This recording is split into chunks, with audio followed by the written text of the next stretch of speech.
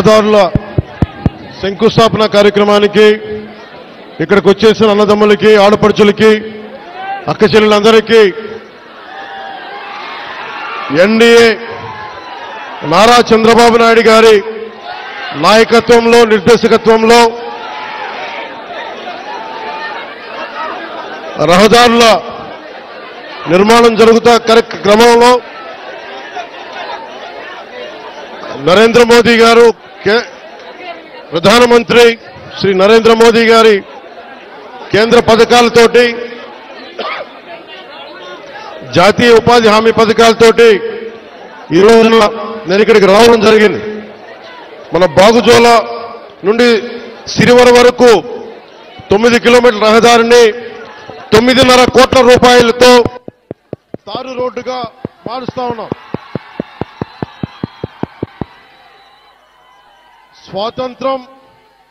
మనకి స్వాతంత్రం వచ్చినప్పటి నుంచి దాదాపు 70 సంవత్సరాల పైన ఈ రోడ్డును మనం వేసుకోలేని పరిస్థితి. నేను మీ దృష్టికి ఈ రోజున నేను అన్ని వదిలి, ఇది మీకు 2000 మీరు కూర్చోవాలి బాబు, మీరు కూర్చోవాలి. మధ్యలో లేకుండా దయచేసి ప్రెస్ అందరూ కూర్చోండి ప్లీజ్, ప్రెస్ అందరూ కూర్చోండి. 2017లో పోరాట యాత్ర అప్పుడు నేను అన్ని తిరిగి మన పాడేరు, అరకు, అన్ని గిరిజన ప్రాంతాల్లో తిరిగినప్పుడు నాకు 2 ప్రధానమైన సమస్యలు. 1 రోడ్లు, 2 తాగునీటి అవసరాలు, 3 యువతకి ఉపాధి అవకాశాలు. ఇంత సుందరమైన ప్రాంతం ఇది. దాదాపు 20కి పైగా జలపాతాలు ఉన్నాయి ఇక్కడ. మన విజయనగరం జిల్లా, పార్వతీపురం, ఇవన్నీ కూడా ఉమ్మడి విజయనగరం, కానీ ఈ జిల్లాలో అద్భుతమైన సౌందర్యం ఉంది. ఇక్కడ ప్రకృతి సౌందర్యం. ఇక్కడ టూరిజంను డెవలప్ చేయాలి. యువతకు కూడా నేను ఒకటే మాట ఇస్తున్నాను, ఇప్పటిదాకా ఎవరు కూడా ఆలోచించలేదు ఇక్కడికి రావాలని, రోడ్లు వేయాలని. కానీ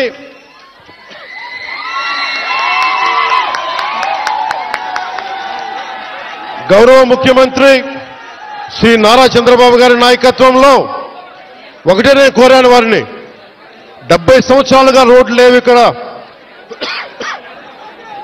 70 సంవత్సరాలుగా రోడ్లు లేవు. బాలింతలు రోజు డోలీలో వచ్చే పరిస్థితి ఉంది.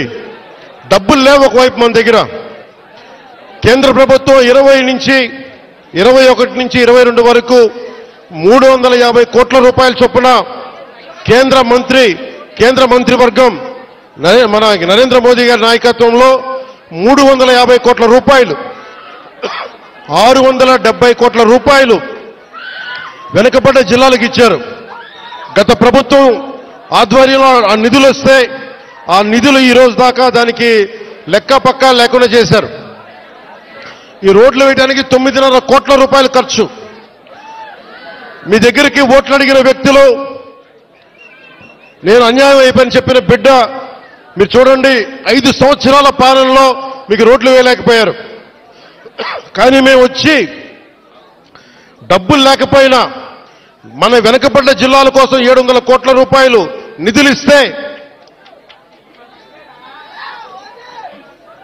వాటిని ఖర్చు పెట్టలేదు, దారి మళ్లించేశారు. ఋషికొండ ప్యాలెస్ కి 500 కోట్ల రూపాయలు ఖర్చు పెట్టారు, కానీ ఇక్కడ 9 కోట్లతోటి రోడ్లు వేయలేకపోయారు.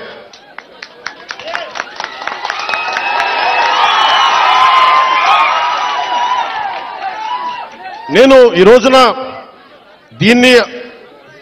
దీన్ని ఆధారం చేసుకుని ఒకటే చెప్తా ఉన్నాను. ముఖ్యంగా గిరిజన వర్గ ప్రజలందరికీ, మన్యం ప్రాంతం ఉండే ప్రజలందరికీ నేను మీకు నారా చంద్రబాబు నాయుడు గారి ఆధ్వర్యంలో నాయకత్వం నడుస్తున్న ఈ కూటమి ప్రభుత్వం తరపున మనకున్న మంత్రివర్గ సహచరులు కానీ, ఎమ్మెల్యేలు కానీ అందరి తరపున నేను మాటిస్తున్నాను. మీకోసం అహిర్నిశలు ఎండనక వాననక పనిచేయడానికి మేము సంసిద్ధంగా ఉన్నాం. ఇందాక కలెక్టర్ గారు నా దృష్టికి తీసుకొచ్చారు. ఇది పైకి మనం ఎంతవరకు వెళ్తాం ఆగుదామంటే ఒకటే మాట చెప్పాను కలెక్టర్ గారికి. 1 కిలోమీటర్ నడిస్తే కానీ సాధక బాధలు తెలియవు నాకు, కనీసం నేను నడవాలి నేను.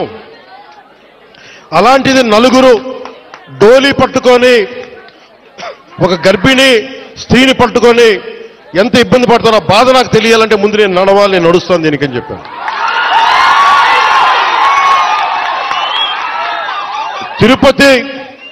తిరుమల వెంకటేశ్వర స్వామికి నేను కొండెక్కా. ఆయన్ని ఒకటే కోరుకున్నా, నన్ను కష్టాలు తీర్చమని, ప్రజల కష్టాలు తీర్చమని నేను ఆయన కోరి కొండెక్కాను. ఈ రోజున నేను మన కొండెక్కా, మన కష్టాలు తీర్చమని. నా పక్కనే ఉన్న పంచాయతీరాజ్ కమిషనర్ గారికి కూడా, అడిషనల్ జాయింట్ సెక్రటరీ వారికి కూడా ఒకటే చెప్పాను, నా పిఎస్ మసూదన్ గారికి కూడా ఒకటే చెప్పాను, మీరు ఈ రోడ్డు వేసే లోపు ముందు కనీసం ఈ రోడ్డుని రోడ్ రోలర్లు పెట్టి కొంచెం శుభ్రంగా నడిచేలా చేయమని కోరుకుంటున్నా. నేను అది ఆదేశించాను. ఎందుకంటే టెండర్ కాల్ఫర్ చేసి రోడ్డు వేయడానికి కొన్ని నెలల సమయం తీసుకుంటుంది కాబట్టి ఈ లోపునే మీరు అవసరమైతే మీరు కొంత మనరేగా నిధుల్ని మళ్ళీ దానికై వెచ్చించి కనీసం మెయిన్ రోడ్డు వచ్చేలోపు 9 కిలోమీటర్ల బీటీ రోడ్డు వచ్చే లోపు మట్టి రోడ్డుని, బలమైన మట్టి రోడ్డు వేయమని చెప్తా ఉన్నాను. ఇది ఇంకా ఈరోజు తుఫాన్ అయితే ఉంది కానీ రోజు ఇప్పుడు శీతాకాలం కాబట్టి అందుకని రోడ్డు వేయమని మరి చెప్పాను. దాన్ని కూడా నేనే దగ్గరుండి ఉప ముఖ్యమంత్రి పేషి నుంచి నేనే దీన్ని పర్యవేక్షిస్తాను.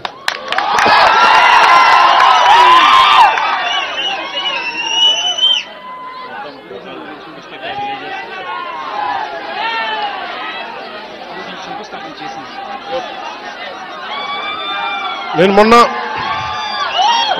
కొంచెం కూర్చోవాలి మీరందరూ అక్కడ. మొన్న ముఖ్యమంత్రి గారితో గౌరవ ముఖ్యమంత్రి ఒక్క నిమిషం గౌరవ ముఖ్యమంత్రి శ్రీ చంద్రబాబు నాయుడు గారి ఆఫీస్కి వెళ్ళి ఆయన పేషీకి వెళ్ళి ఒకటి తెలియజేశాను, సార్ 70 సంవత్సరాల మనకి స్వాతంత్రం వచ్చిన తర్వాత కూడా ఇంకా పిల్లలు ఇబ్బంది పడతా ఉన్నారు, మన్యం ప్రాంతంలో రోడ్లు లేవు, ఎట్లానా మీరు అంటే నిధుల కొరత ఉన్నప్పటికీ గత ప్రభుత్వం డబ్బులు సంపూర్ణంగా ఊడ్చేసింది. మీకు మద్యం మీద ధర పెంచి దాని మీద కూడా డబ్బులు చేసుకున్నారు. 25,000 కోట్లు భవిష్యత్తులో ఇంత తాగుతారని చెప్పి దాని మీద కూడా డబ్బులు తీసుకున్నారు. దాదాపు ఎన్నో వేల, దాదాపు 15-20 కోట్ల రూపాయలు అప్పులు తీసుకున్నారు, ముఖ్యంగా 3 జిల్లాలకు సంబంధించిన ఆస్తుల మీద. ఇవన్నీ డబ్బులు తీసుకొని కూడా రోడ్డు వేయలేదు. మరి ఏం చేశారు అభివృద్ధి అంటే మీరు ఆలోచించండి. గత కాలంలో ఒక్క మంత్రిలా వచ్చాడా మీరు చెప్పండి. ఈ రోజున నేను అధికారం రాకముందు ప్రజల్లో ఉన్నాను, అధికారం వచ్చిన తర్వాత కూడా నేను మీకోసమే పనిచేస్తాను. ఇక్కడున్న యువతకి నేను ఇదే మీకు మాటిస్తున్నాను. ఈ రోజున మన సాలూరు నుంచి నేను ఒకటే మాటిస్తున్నాను, నేను మన మన్యం ప్రాంతాలు యువతకి ఉపాధిలో కల్పించేలాగా టూరిజం వైపు కానీ చాలా మంది ఇక్కడికి మీకు ఉపాధి అవకాశాలు కల్పించేలా నేను ఇక్కడున్న స్థానిక రాజకీయ నాయకులు, అన్ని పార్టీల రాజకీయ నాయకులతో పాటు మన గిరిజన వర్గ పెద్దలతోటి అందరితో మాట్లాడి ఒక బలమైన పరిష్కార మార్గం తీసుకుంటాం. అందుకే నేను ప్రతి 2 నెలలకు ఒకసారి 3 రోజుల పర్యటన పెట్టుకుంటాను మన జిల్లాలో.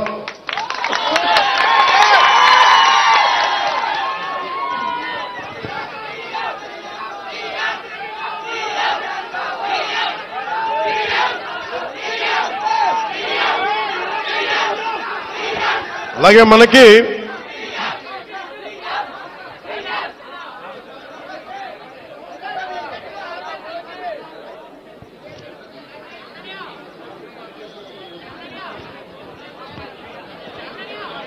ముఖ్యమంత్రి గారికి ఒకటే చెప్పాను, దాదాపు 4,000 గిరిజన తాండాలకి రోడ్లు కావాలి. పంచాయతీలు క్రమంగా చూసుకుంటే 400 పంచాయతీలే కానీ గ్రామాలను మట్టుకు దాదాపు 4,000 తాండాలు ఉన్నాయి. 20 మంది నివసించేయి, 40 మంది నివసించేయి. ప్రతి ఒక్కరికి రోడ్డు వేయడానికి కష్టసాధ్యం కనుక ముందు మనం 3 విడతల చొప్పున అనుకున్నాం.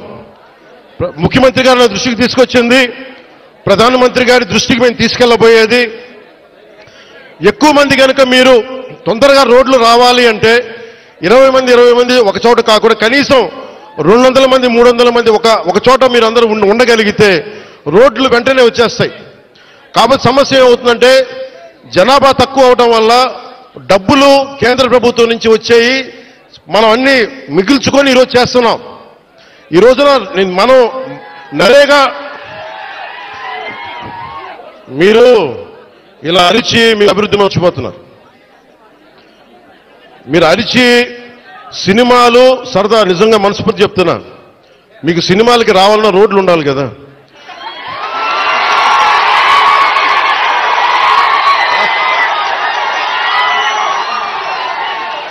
అలాగే మీరు ఉపాధి అవకాశాలు కావాలన్నా డబ్బులు ఉండాలి. డబ్బులు రావాలంటే ఎక్కడి నుంచి చేస్తాం? వెనకాల పెరట్లో చెట్లు కొడితే డబ్బులు వస్తాయా? మనం ఏదో స్కిల్ నేర్చుకోవాలి, ఒక సమర్థత ఉండాలి. దానికోసం మనం సంపూర్ణమైన ప్రయత్నం చేస్తా ఉన్నాం. నేను మీకు ఈరోజు మాటిస్తున్నా, నేను 2017లో చెప్పినప్పుడు మాట ఇచ్చాం, వెనక్కి వెళ్ళాం, నిలబడ్డాం. అలాగే ఈ రోజున ఇంకో మాట ఇస్తున్నాం. గౌరవ ముఖ్యమంత్రి నారా చంద్రబాబు నాయుడు గారి తరపు నుంచి కానీ, కూటమి ప్రభుత్వం తరపు నుంచి కానీ, మన మంత్రివర్గ సహచరులు కానీ, ఎమ్మెల్యేల తరపు నుంచి నేను ఒకటే మాటిస్తున్నా, ఇక్కడికి ఈరోజు వచ్చి రోడ్ల కోసమే రాలేదు నేను. మీ కష్టాలు తెలియాలి, మీ బాధలు తెలియాలి. నేనున్నా ఈ రోజున. అలాగే యువతకి ఉపాధి అవకాశాలు కల్పించాలంటే మీకు ఎలాంటి స్కిల్ మీకు కావాలి, ఇది నేను ఒక 5 సంవత్సరాలు చెప్పట్లా, వచ్చే సంవత్సరం లోపే మీకు ఏమి చేస్తే ఇక్కడ బాగుంటుందో అనేది నేను 3 పర్యాయాలు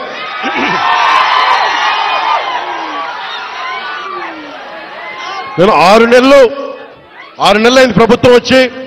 ప్రతి 2 నెలలకి నేను మన విజయనగరం జిల్లాలో కానీ, మన పార్వతీపురంలో కానీ, అరకు ప్రాంతాల్లో కానీ, గిరిజన జిల్లాలో కానీ అన్నింట్లో కూడా నేను కనీసం ప్రతి 2 నెలలకి 10 నుంచి 15 రోజులు గిరిజనులతోనే గడపాలి, మన ప్రాంతంలోనే గడపాలని కోరుకున్నాను. ఎందుకంటే మీ అభివృద్ధి నాకు చాలా అవసరం. మీరు ఆనందంతో ఉండాలి. 70 సంవత్సరాల తర్వాత కూడా ఇంకా మీరు మందులకి, ఇంకా మీరు రోడ్లకి, ఇంకా మీరు ఉపాధి అవకాశాలకి బాధపడుతుంటే చలించే వ్యక్తి నేనున్నాం, దానికి స్పందించే వ్యక్తి ముఖ్యమంత్రి గారు ఉన్నారు. మా ఇద్దరి బాధకి మీకు న్యాయం చేయడానికి నరేంద్ర మోదీ గారు ఉన్నారు. మేము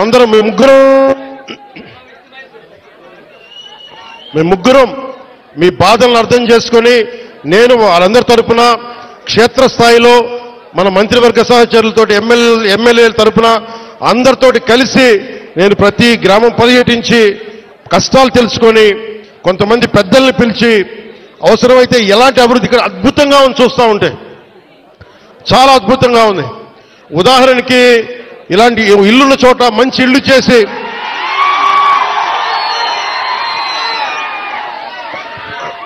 మీతో మాట్లాడి, ఇక్కడున్న అందరితో మాట్లాడి,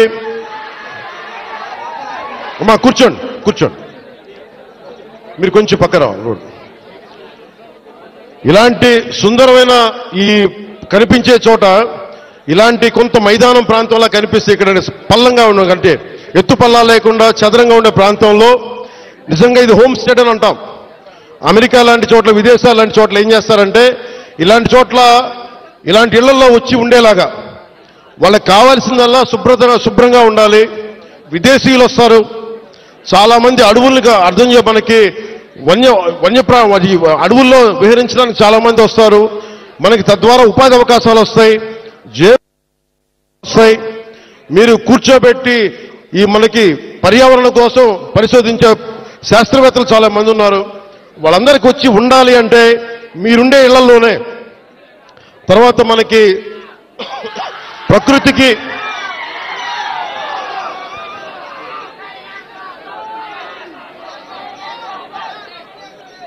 ఐదు సంవత్సరాల్లో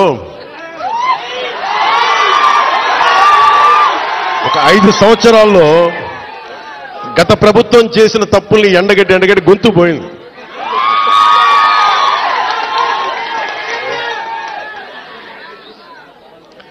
ఈ రోజున నేను మీకు ఒకటే మాటిస్తున్నా, మీకోసం నిరంతరం పనిచేయడానికి నేను ఉన్నాం. ఈ రోజున మన బడ్జెట్ 19 పంచాయతీలకు సంబంధించి ఇలాంటి రోడ్లే దాదాపు 40 కోట్ల రూపాయలతోటి మనం శాంక్షన్ చేశాం.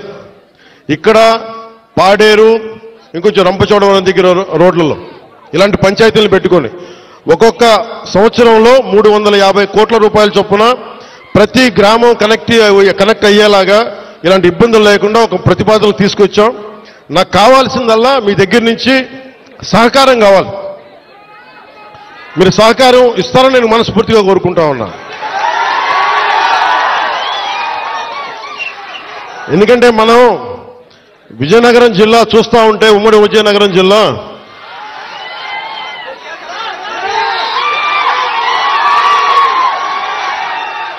అడవుల్లో కాదు, ఇంత సుందరమైన ప్రాంతంలో పుట్టిన మీరు అదృష్టవంతులే. నేను నిజంగా నా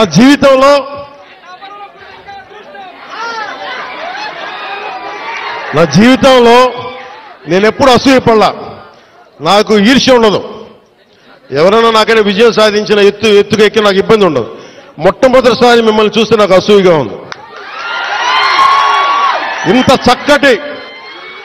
ఇంత చక్కటి ప్రకృతి మధ్య మీరు బతుకుతూ నాకు అసూయ కలిగిస్తూ ఉన్నారు. అందుకని మీకు నాకు గుడొద్దు, బడి కావాలి మనందరికీ. ముందు చదువు ఉంటేనే భగవంతుడు గుర్తొస్తాడు, బడి ఉన్న చోట కూడా వస్తుంది. అందుకని నేను మీకు నిరంతరం మీకు అందుబాటులో ఉంటాను. కలెక్టర్ గారికి కూడా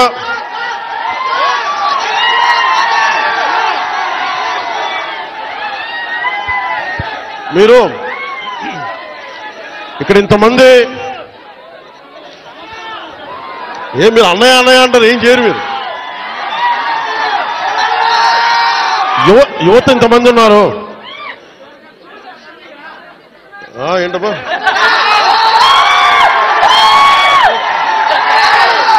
యువత ఇంతమంది ఉన్నారు. నేను కోరుకునేదల్లా మీకోసం పనిచేసేవాడు ఒకడు కావాలి. కూటమి ప్రభుత్వం మీకోసం పనిచేస్తుంది. చంద్రబాబు నాయుడు గారికి ఒకటే చెప్పాను, సార్ మనం నిలబడాలి అంటే నేను ఒకటే చెప్పాను.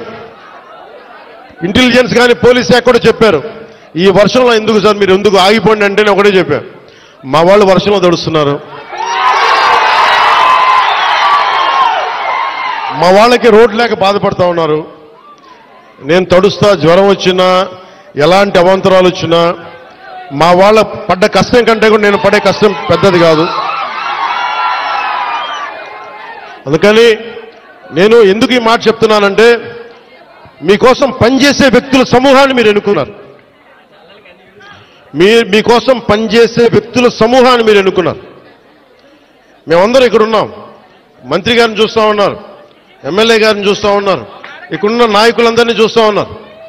మేమందరం కూడా ఎందుకున్నాం ఇక్కడ అంటే, మీకు 5 సంవత్సరాల కాలంలో ఏదో మాట చెప్పి ఉచ్చీలిపడక మేము లేవు. ఇక్కడ అధికారం లేనప్పుడు రోడ్ల మీద తిరిగాం, అధికారం లేనప్పుడు మన్యం ప్రాంతాల్లో తిరిగాం. నాకు బుగ్గలు నిమ్మటం తెలియదు, నాకు తల నిమ్మటం తెలియదు. నాకు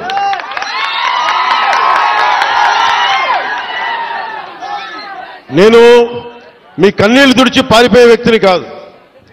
నేను దూరంగా ఉన్నా, నా రూమ్లో కూర్చొని ఉన్నా, మీకోసం నిరంతరం పరితపించే వ్యక్తిని. ఒక మాట ఇచ్చాను, నా పేషీ కూడా ఒకటే మాట చెప్పా, నేను ఇక్కడే ఉండాలి. 2 నెలలకు ఒకసారి 10 రోజుల చొప్పున నేను మన్యం ప్రాంతం మొత్తం తిరగాలి. నేను ఒక్కొక్క యువకుడికి మాటిస్తున్నాను, ఒక్కొక్క యువతికి మాటిస్తున్నాను, ఒక్కొక్క గిరిజన తల్లులకి మాటిస్తున్నాను, ఒక్కొక్క గిరిజన పెద్దలకి మాటిస్తున్నాను. నేను మీకోసం ఒళ్ళు వంచి పనిచేస్తాం. మీకోసం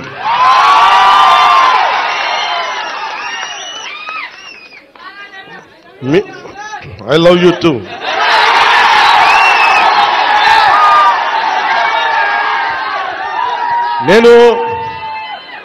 నేను మీకు చెప్పినంత ఐ లవ్ యూ నా బిడ్డలకు కూడా చెప్పలేదు నేను.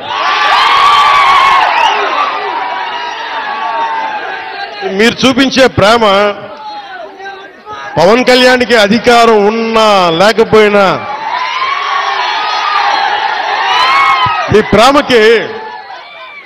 మీ ప్రేమకి నేను రుణగ్రస్తుడిని. ఏం చేస్తే రుణం తీర్చుకుంటాం. అందుకనే నేను భగవంతుని ఒకటే అడిగా,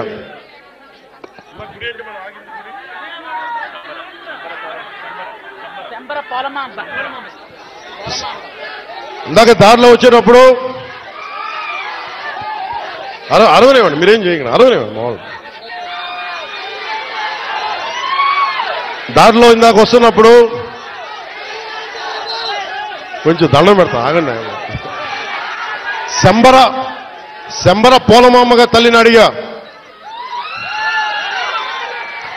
శంబర పోలమామ్మ తల్లిని ఒకటి అడిగా, తల్లి మా అడవి బిడ్డల కష్టాలను తీర్చే నాకు శక్తి నీవు, నాకు మా రాష్ట్రంలో డబ్బులు రావాలి,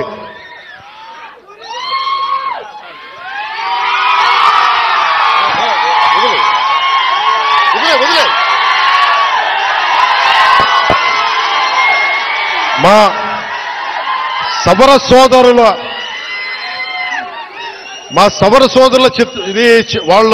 వాళ్ళ పెయింటింగ్స్ ని కానీ వాళ్ళ చిత్రాలని కానీ నేను అమిత్ షా గారికి ఇచ్చాను. హోంశాఖ మనకి అమిత్ షా గారికి ఒకటే చెప్పాను, చాలా గర్వంగా చెప్పా, ఇది సార్ మా సవరల ఆర్ట్, ఇది మా సవర సోదరుల ఆర్ట్, ఇది మా గిరిజన బిడ్డల ఆర్ట్, ఇది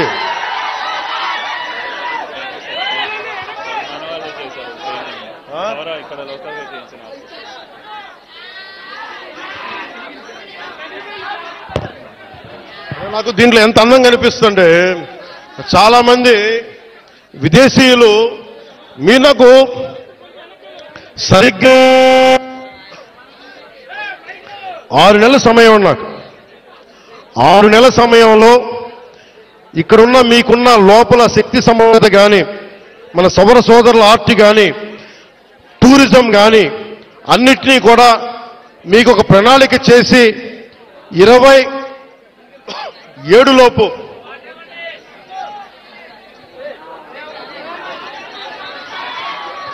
రెండున్నర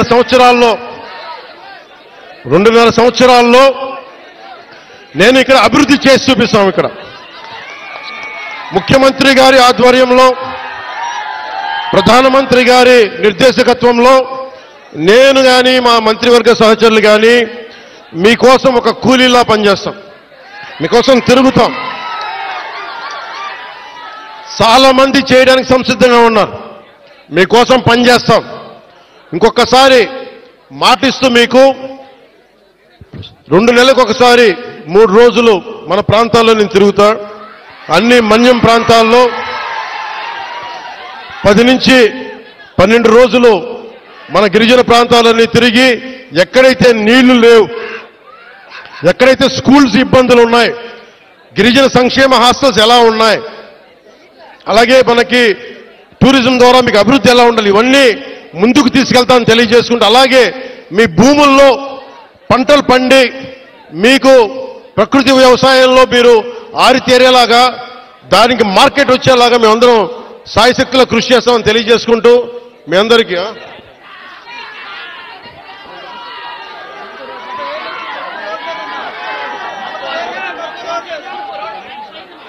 ఇవన్నీ మీరు దారి పొడవుతా నాకు మీరు అందరూ రకరకాల వినతులు ఇచ్చారు, వినతి పత్రాలు ఇచ్చారు, రోడ్లు ఉన్నాయి, అలాగే అక్కడ క్వారీ కూడా తవ్వుతున్నాం, క్వారీ కూడా తవ్వుతున్నారు, క్వారీలు కూడా అడ్డగోలుగా ఉన్నాయంటే అవి కూడా చేద్దాం. నాకు కావాల్సిందల్లా ఇక్కడున్న యువతలో మీరందరూ కూడా, మీరు ఏ జాతికి చెందిన వాళ్ళైనా నాకు అనవసరం, కొత్త నాయకత్వం మీ నుంచి పుట్టాలి. మీరు నేను కులం కానీ మతం కానీ ప్రాంతం కానీ చూడాల, మానవత్వాన్ని చూస్తాం.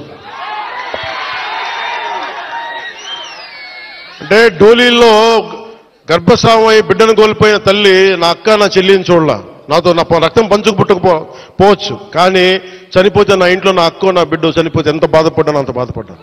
అందుకొచ్చాను ఈరోజు ఇక్కడికి.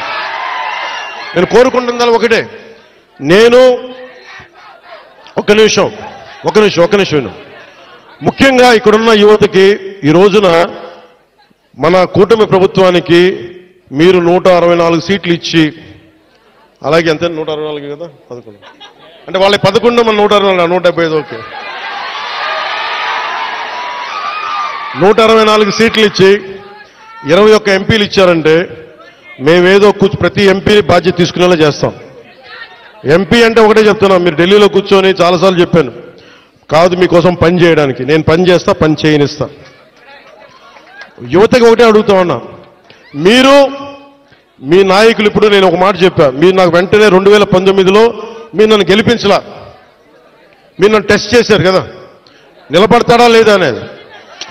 అలా కాదు, నేను అనేది మంచిది, పరీక్షించాలి నాయకుడిని. పరీక్షించిన తర్వాత నిలబడతాడా లేదా అని తెలియాలి. అలాగే ఈ రోజున ఇప్పుడు రోడ్లు, ఇందాక దారిలో వస్తుంటే రోడ్లు వేయిస్తున్నాం, బీటీ రోడ్లు వేయిస్తున్నాం, సీసీ రోడ్లు వేయిస్తున్నాం. అవి క్వాలిటీ రోడ్లు ఉన్నాయా లేదా అనేది ప్రమాణాలు ఉన్నాయి, అది మీరు కూడా చెక్ చేయాలి. మీరు గొడవ పెట్టుకునే అవసరం అయితే రోడ్లు క్వాలిటీ లేదు, ఎందుకు క్వాలిటీ లేదు, మీకు సంక్షేమ హాస్టల్స్లో ఇబ్బందులు ఉన్నాయి, మాట్లాడండి. మీరు గట్టిగా ఉంటే కలెక్టర్ గారికి బలం వస్తుంది మిగతా వాళ్ళని పనిచేయించడానికి. మీరు గట్టిగా ఉంటే మనకి ఎమ్మెల్యే గారికి బలం వస్తుంది, మీరు గట్టిగా ఉంటే మేడం గారికి బలం వస్తుంది. మీరు బలంగా ఉంటే మేము డబ్బులు ఎవరికి చెప్పండి, మనందరం కష్టపడుతున్న డబ్బులు, మనందరి డబ్బులు, ఎవరి దయా దక్షిణ్యాల మీద లేవు డబ్బులు, ఇక్కడ మన కష్టం ఇది.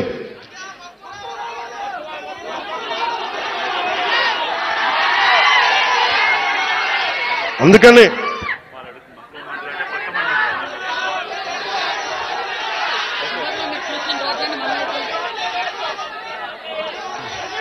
రమ్మంటా ఒకసారి, ఇప్పుడు కాదు, విను, ఒక నిమిషం. నాకు మక్కువ మండలం అంటే చాలా మక్కువ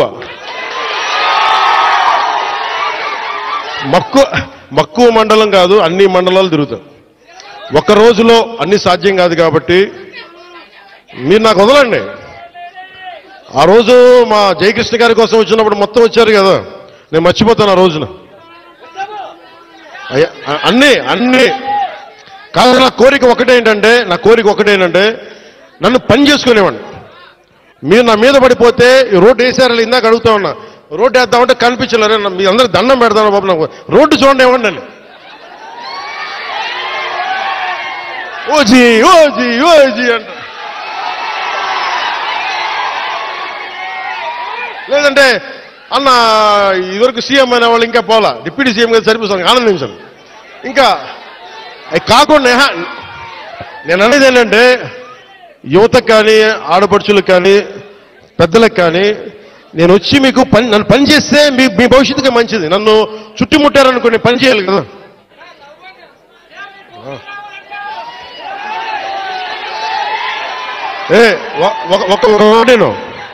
ఒక మాటేనండి,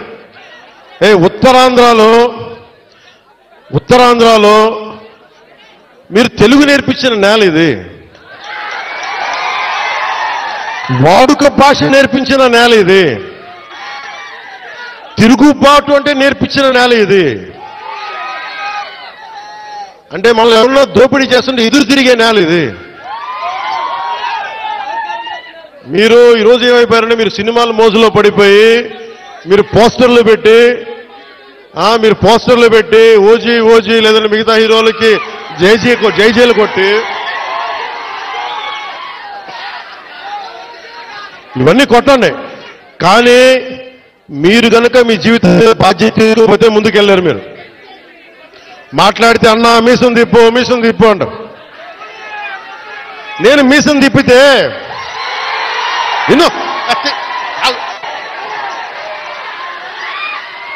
మీసం తిప్పితే రోడ్లు పడవు, అర్థమైందా? నేను ఛాతీ కొట్టుకుంటే రోడ్లు పడవు. నేను వెళ్ళి ప్రధానమంత్రి గారికి దండం పెట్టి ముఖ్యమంత్రి గారి దృష్టికి ఆ సమస్య తీసుకెళ్తే రోడ్లు పడతాయి. అందుకని మీసాలు తిప్పడాలు, ఛాతీలు కొట్టుకోవడాలు నాకు చేతగా. పని చేయడం తెలుసు, నాకు పని చేయనివన్నాను. అందుకని మీ అందరికీ మరోమారు ధన్యవాదాలు చెప్పుకుంటూ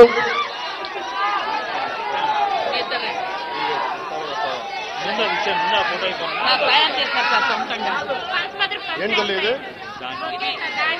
దాని ఇది ఎంత అందం సాంప్రదాయం చూడండి.